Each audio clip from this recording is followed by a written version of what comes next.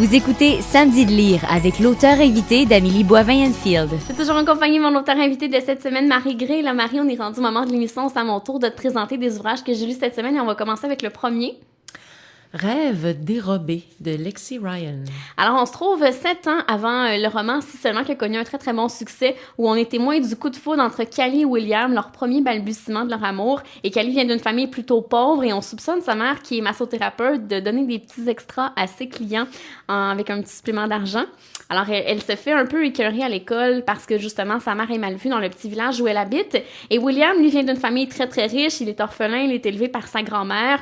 Et là, on suit justement l'histoire entre William et Callie parce que William va venir au secours de Callie qui se fait taquiner par un garçon à l'école qui veut coucher absolument avec elle. Il est prêt à la payer pour coucher avec elle et elle ne veut rien savoir. Et il la chale comme ça tout le temps à l'école. Et là, William va venir à son secours et il va lui prouver qu'il veut être avec elle pour les bonnes raisons. Il va prendre son temps. Alors, ça va prendre dans ce roman-là, ils couchent pas encore ensemble. Il va vraiment patienter et on les suit vraiment dans tout leur balbutiement. Et c'est le fun pour les gens qui ont aimé Si seulement de voir comment la relation de couple a commencé il y a 7 ans. Alors, c'est très, très mignon, le premier baiser, alors, et l'attente de la première relation sexuelle. Alors, pour les gens qui ont envie de découvrir un roman érotique, mais où il n'y a pas vraiment de sexualité. Alors, ça s'appelle Le rêve dérobé de Lexi Ryan. Ensuite, on a Plume fantôme de Isabelle Wolf. Alors, c'est l'histoire de Jenny qui est une ghostwriter. Alors, elle écrit les récits de gens ordinaires. Alors, elle écrit leur histoire, elle rencontre les gens et elle écrit les récits de leur vie pour remettre aux membres de la famille, pour qu'ils connaissent un peu l'histoire de ces gens-là, parce que souvent, nos grands-parents ne veulent pas toujours nous dévoiler leur intimité. Et là, de cette façon-là, ces petits-enfants et ces enfants vont pouvoir découvrir ce qui s'est passé parce que, justement, cette dame-là, Clara, va avoir 80 ans bientôt et là, sa famille veut connaître son histoire. Alors, ces garçons vont payer justement Jenny pour écrire l'histoire de Clara. Et Jenny, elle est hantée par un événement tragique qui s'est passé dans son enfance. Et pendant qu'elle va rencontrer Clara, son passé va ressurgir. Alors, on va découvrir l'histoire de Clara qui a vécu la Deuxième Guerre mondiale, qui s'est retrouvée dans un camp d'internement à Java sous l'occupation japonaise. Et en même temps, on va connaître justement l'événement marquant qui s'est passé dans la vie de Jenny. Alors, toutes les deux vont se communiquer ensemble et on va découvrir qui elles sont. Alors, un très, très bel ouvrage, ça s'appelle Plume fantôme d'Isabelle Wolf. Intéressant. Ensuite, Les amis qui ne pensaient qu'à gagner de Nicolas Holland.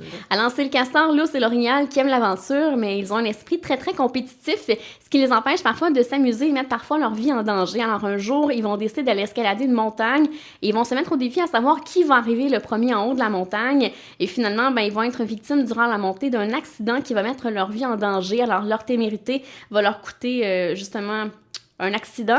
Et finalement, heureusement, ils vont être sains et saufs et ils vont réussir à s'en sortir. Et à partir de ce moment-là, ils vont prendre le temps de s'aider, de profiter du panorama parce qu'en compétitionnant comme ça, ils profitaient pas de la belle montagne. Alors, un bel ouvrage pour montrer aux enfants que des fois, l'esprit compétitif, c'est pas toujours génial. Morale.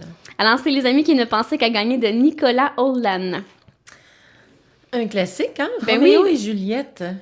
Alors, on connaît tous l'histoire de Roméo et Juliette. Pour les gens qui la connaissent pas, c'est les deux plus grandes familles de Vérone. Alors, les Montaigu et les Capulet. Alors, Juliette et Roméo qui vont tomber amoureux, qui vont vouloir tout faire pour être ensemble et leur famille qui veulent pas. Et ce que je trouve intéressant, c'est que cet ouvrage-là est adapté pour les enfants. Alors, adapté par Jennifer Tremblay, qui a une magnifique plume avec de belles illustrations de Frances Rovira. C'est aux éditions La Bagnole qui fait toujours de magnifiques ouvrages. Très, très génial. Moi, je trouve que c'est un bon moyen de faire découvrir l'histoire de Roméo et Juliette parce qu'on en entend beaucoup parler, mais souvent, les enfants ne connaissent pas l'histoire. Alors, c'est un bon moyen d'expliquer aux enfants quelle est l'histoire de Roméo et Juliette. Alors, on termine avec la bouffe. Oui. Les pâtes de Carla Bardi. Oui, alors on nous explique comment faire différentes sortes de pâtes fraîches à la maison avec des photos qui nous expliquent clairement comment faire. Alors, plus de 40 recettes de sauce pour accompagner des pâtes fraîches, mais également 100 suggestions de plats en utilisant des pâtes sèches à la maison parce qu'on n'a pas toujours le temps de faire ces pâtes fraîches à chaque fois lorsqu'on est pressé. On nous offre aussi des salades de pâtes, c'est super pour l'été. Également, les fameux classiques de sauce et de pâtes comme du spaghetti ou sinon les fameuses la sauce avec les boulettes et tout. Et on met aussi l'accent sur des plats santé. Alors, un bel ouvrage pour les gens qui aiment les pâtes, là. C'est vraiment un magnifique livre de recettes. Ça s'appelle « Pâtes, délicieuses recettes pour une vie en santé » de Carla Bardi. Si tu me permets, Marie, on s'arrête et dans les prochains instants, ce sera déjà la conclusion. Parfait.